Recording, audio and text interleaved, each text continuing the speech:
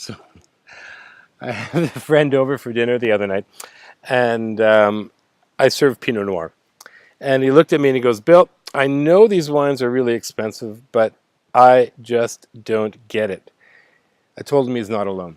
The world of Pinot Noir lovers, and this is from winemakers all the way to the people that buy and collect these wines, are filled with masochists. Let me tell you why.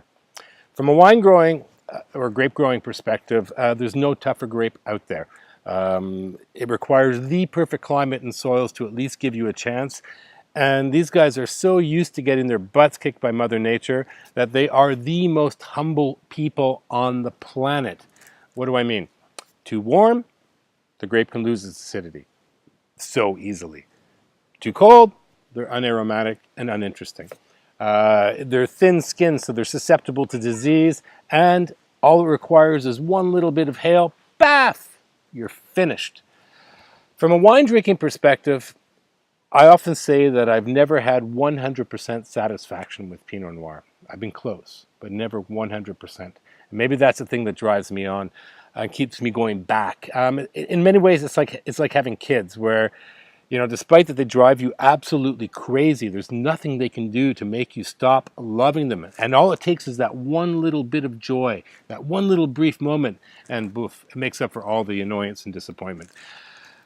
But what is Pinot Noir? Let me try and tell you. First, notice that I have the big glass. I'm not a glass snob. I'll drink out of pretty well anything as long as it has a thin rim. But for Pinot, because so much is in the aromatics and they're so delicate that I really like having a big bowl. Floral, fresh, red fruit, so juicy.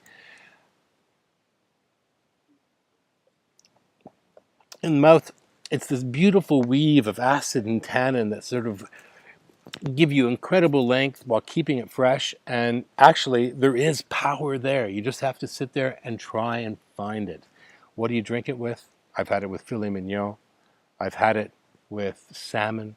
As an aperitif, fantastic. It really goes with pretty well everything. Now, for this 100% business of never having full satisfaction, Pinot Noir is called the heartbreak grape.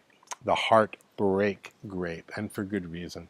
There's this great book that was written by Marc de Villers, and he said they call it the heartbreak grape because it's so stubborn, so particular, so elusive, and so damn difficult to get it right. And also because when it's at its best, it is the most sublime wine of all. The heartbreak grape, you can't break a heart without having captured it first. That pretty well encapsulates Pinot Noir. Talk to you next week.